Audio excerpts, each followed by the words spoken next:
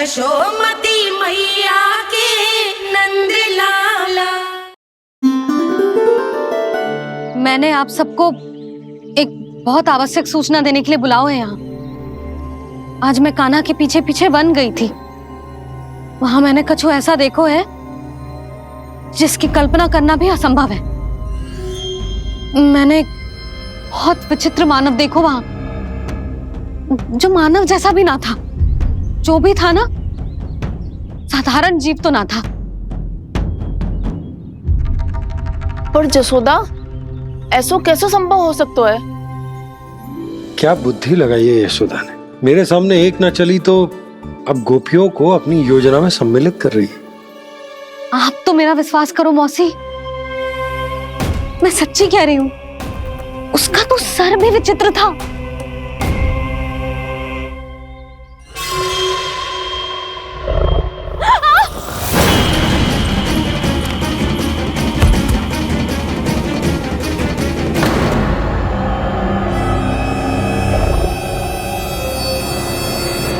मैं असुर ना हूं रानी भाभी, मैं तो बंसी हूं। बंसी, तू यहाँ क्या कर रहा है? रानी भाभी, कान्हा ने ये पोटली और मटकी देके भेजो है ताकि आपको पता चल जाए कि उन लोगों ने भोजन कर लिया है और वो सब सुरक्षित भी है।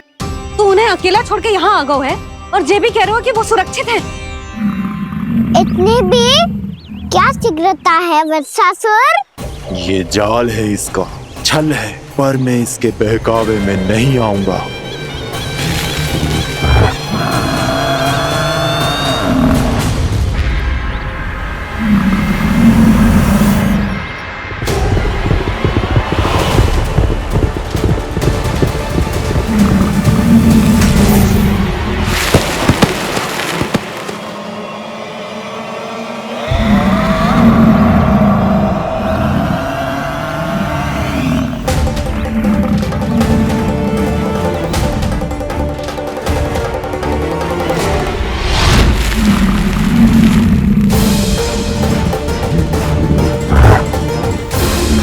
कब तक बच पाएगा तू? और स्वयं बच भी गया तो इन बालकों के प्राणों की रक्षा कैसे करेगा? यदि तू अपनी हार स्वीकार नहीं करेगा तो इन सबको अपने पांव के नीचे कुचल दूंगा मैं।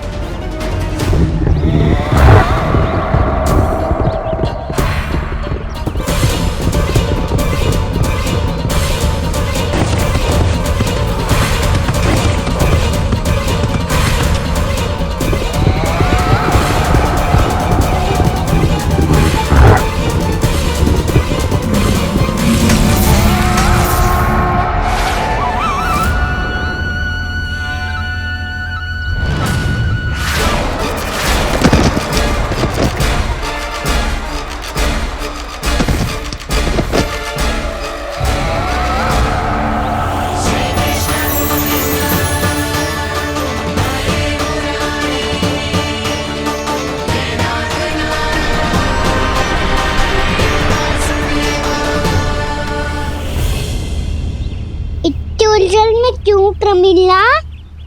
रामीला, पर मैं तो वत्सासुर हूँ। अब हो, पर वत्स से पहले तो परिमीला थे। माँ भली असुर।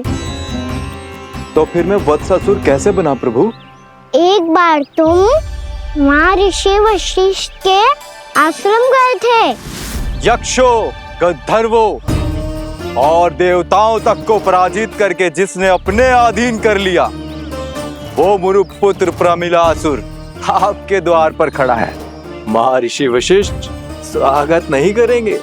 द्वार पर खड़ा व्यक्ति देवता या असुर नहीं होता है प्रमिला, वो तो बस एक अतिथि होता है और अतिथियों का स्वागत करना हमारी परंपरा है। आओ।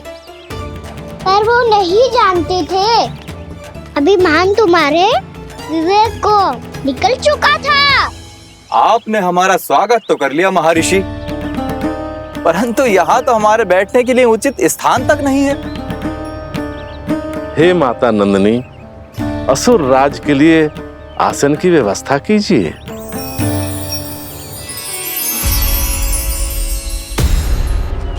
विराजिए असुरराज।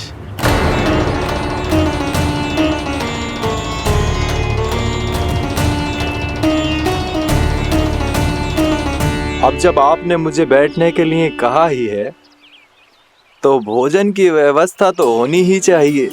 अतिथि तो ईश्वर स्वरूप होते हैं प्रमिला, और उनकी इच्छा पूरी करना हमारा कर्तव्य है। हे माता नंदिनी, मेरी विनती स्वीकार करें।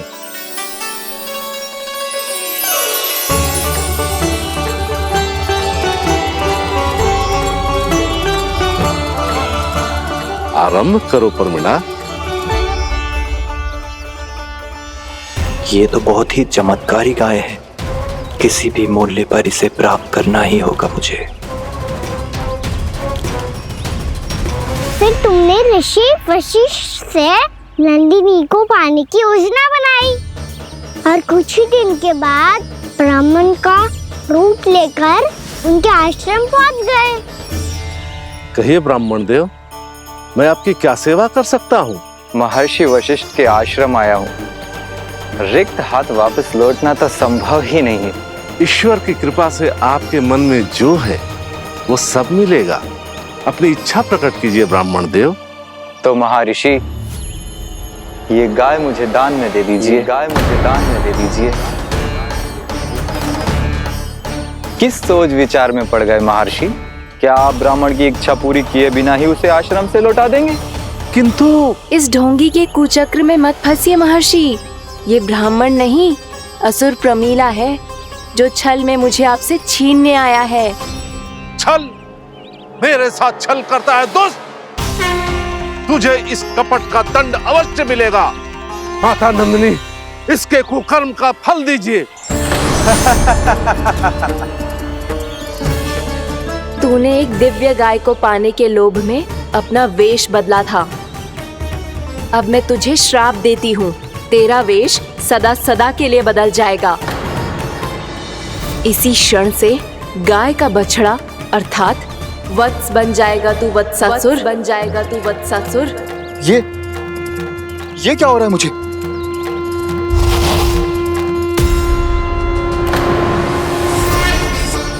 मेरा स्वरूप?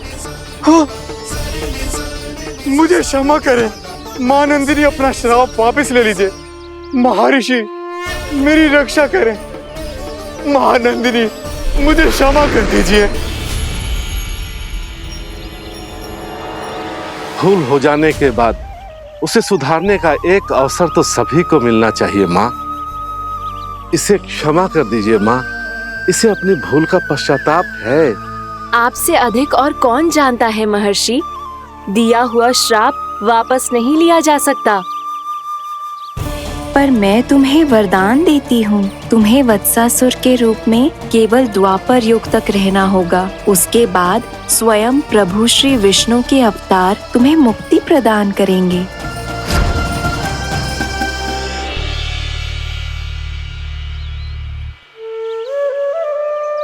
मुझ जैसे मूर्ख अभिमानी दुष्ट को भी आपने मुक्ति प्रदान की प्रभु। जब भी किसी को अपनी भूल का आभास होता है, वो उसी क्षण क्षमा पाने की योग्य बन जाता है। और जिसने वर्षों तक पश्चाताप भी किया हो, उसके लिए तो मुक्ति का मार्ग भी सहज खुल जाता है।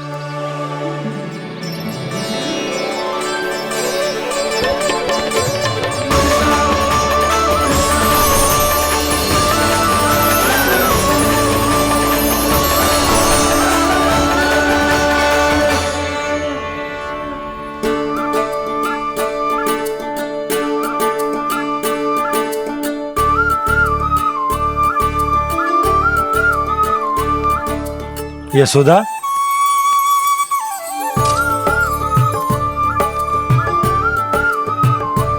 यशोदा, कुम्हार के यहाँ से दीपक ले आया हूं। हर बार की भांति इस बार भी पूरा गांव दीपों से जगमगा उठे हो। वृंदावन में जे हमारी पहली दीपावली है और जे हम बड़ी धूमधाम से मनाएंगे। रानी भाभी, तोरण के रूप में जे टांग दो दौर पे। हाँ, टांग दे। अरे ठहरो बंसी, जे तोरण थोड़ी ना है। तोरण तो आम के पत्तों और गेंदे के फूल का बनता है। जे किसने कही तुझे ऐसे टांगने के लिए? तोरण क्यों टांगते हैं पता है? हे नारायण, तोरण इसलिए टांगते हैं ताकि बुराई और नकारात्मकता को हम द्वार के बाहर ही रोक दें और भीतर उन शक्तियों को आमंत्रित करें जो ऊर्जा, उत्साह और दिव्यता से भरी हो, जैसे मैया लक्ष्मी। रानी भाभी, ये बात समझ में ना आई कि तोरण में केवल आम के पत्तों और गेंदे के फूलों को ही क्यों लगाया जाता है? वो इसलिए बंसी, क्योंकि आम के पत्ते घर के भीतर की दूषित वायु को खींचकर बाहर निकाल देते हैं और किसी भी प्रकार की नकारात्मक ऊर्जा को उसका हरा रंग घर के भीतर प्रवेश ना करने देते और आंखों को शांति और सुखद अनुभव कराते है, वो बात अलग। इसी प्रकार से गेंदे के फूल भी किसी भी प्रकार की नकारात्मक ऊर्जा को घर के भीतर प्रवेश ना करने देते और उनकी गंध से कीड़े मकोड़े भी घर से दूर ही रहते। समझ में आई बात? जी समझ गए हो। हाँ तो समझ गए हो तो जा ना, शीघ्र आम के पत्ते लेके आ जा। जी। यशोदा, अपने कान्हा के गौचारण से लौटने की प्रतीक्षा में तुम जितनी व्याकुल हो ना, उतना व्याकुल तो अयोध्यावासी भी ना थे भगवान श्री राम के वनवास से लौटने पर। हर मैया के लिए उसका लल्ला श्री राम ही होता है। अच्छा एक बात बताओ, तुम अपने श्री राम, मेरा अर्थ है कि तुम्हारे लल्ला की प्रतीक्षा ऐसे ही भूखे प्यासे खड़े रहकर इस द्वार पर करने वाली हो क्या? भोजन की स्मृति सता रही है आपको? अपने लल्ला की कोई चिंता ना है। सारे बालक वन में अकेले हैं, अब तो बंसी भी यहाँ आ गए हैं। नारायण ही रक्षा करे उन सबकी, कहीं कोई अनहोनी ना हो जाए। इतने घने वन में कहीं कोई पशु या कोई राक्षस आ गो तो? अभी तो कह रही थी कि तुम्हारा लल्ला श्री राम है। अरे श्री राम तो 14 बरस का वनवास काटकर सुरक्षित अपने घर लौट आए थे। तुम्हारा लल्ला तो सवेरे गया है गौचरण को, गोधूली के पहले वापस आ जाएगा। चिंता मती करो यशोदा, अकेले रहकर सब संभालेगो तभी तो हर परिस्थिति का सामना अच्छे से कर पाएगो।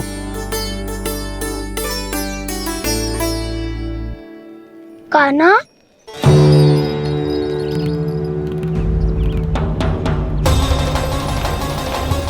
अब की बार तो पूरा फंस गया। अब इस स्थिति को कैसे संभालूं? जी कैसे हो? जी वत्स तो हमारो ना है। जी वत्स तो है ही ना। जी तो एक बहुत भयानक राक्षस लग रहा है। राक्षस? सच्ची बता कान्हा, जे तूने तो ना कियो? है जा कान्हा, हम घर लौट जाएंगे। अब पहरा देने की मेरी बारी है। आप जाओ और विश्राम करो।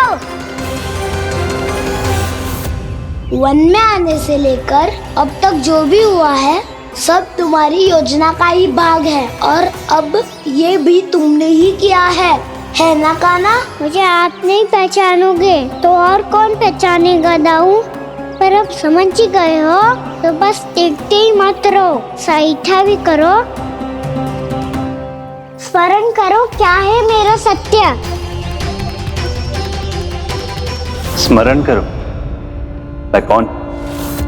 बोल कान्हा, सत्य बता। तू नहीं करो अजय?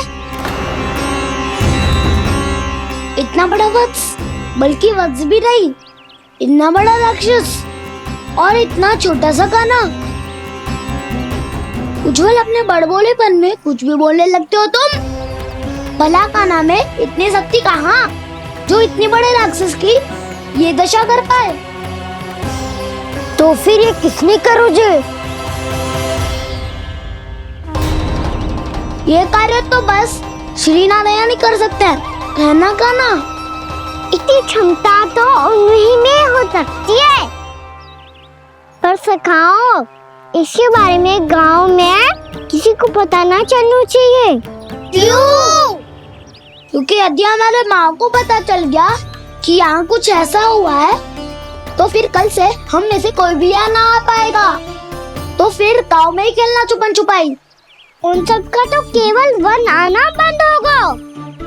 पर मेरी मैया तो मुझे घर से बाहर निकलने ही ना देगी। नाना, हम किसी को कछु ना बोलेंगे, है ना सखाओ? हाँ।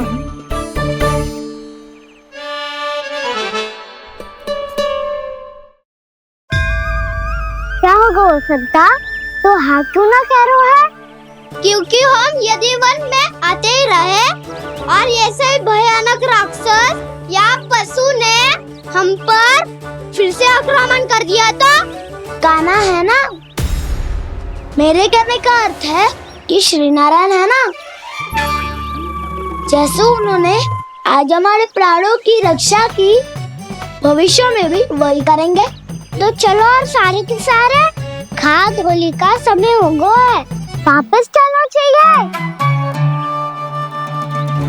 मना तो कर दिया है, पर ये सब मानेंगे यदि इनमें से किसी ने भी भैया के सामने मेरा भेद खोल दिया तो?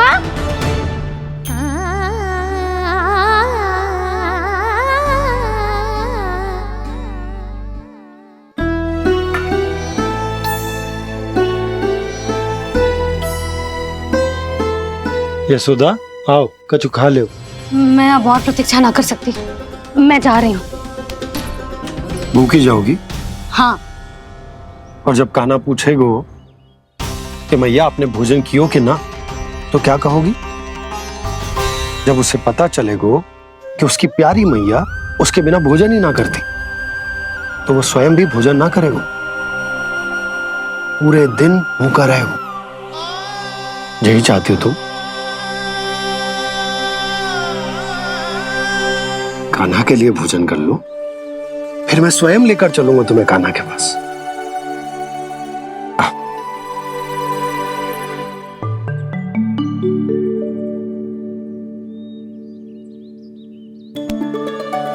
आपने कान्हा का नाम लियो है, इसीलिए खा रही हूँ।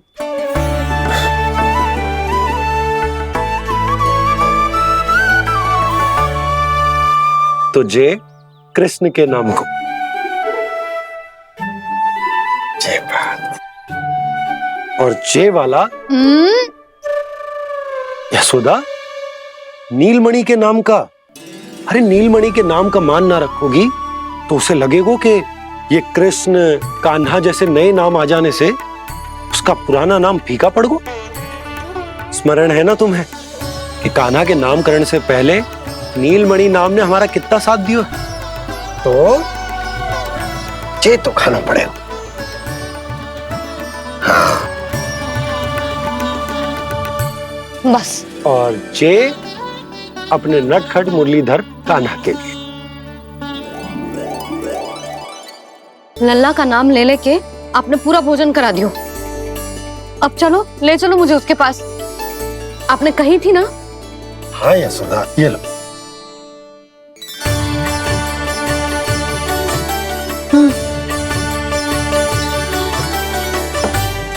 चलो। हमने तो वापस न लौटने का वचन दिया था अपने लल्ला को। मैं तो मैया हूँ, ममता में आके अपना वचन भूल जाती हूँ, पर गोपराज तो अपने वचन के पक्के हैं। जे इतनी शीघ्र कैसे तैयार हो गए?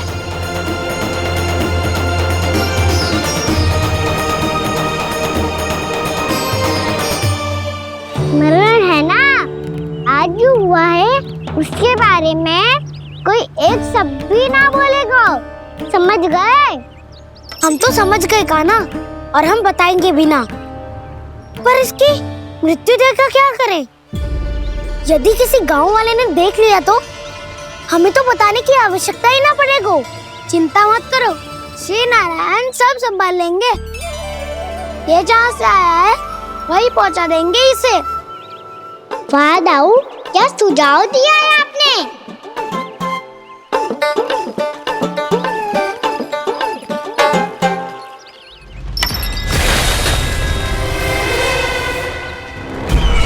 देखना तुम दोनों, जो कोई नहीं कर पाया वो वत्सासुर करके दिखाएगा, बद्ध कर देगा मेरे उस शत्रु का विष्णु अवतार।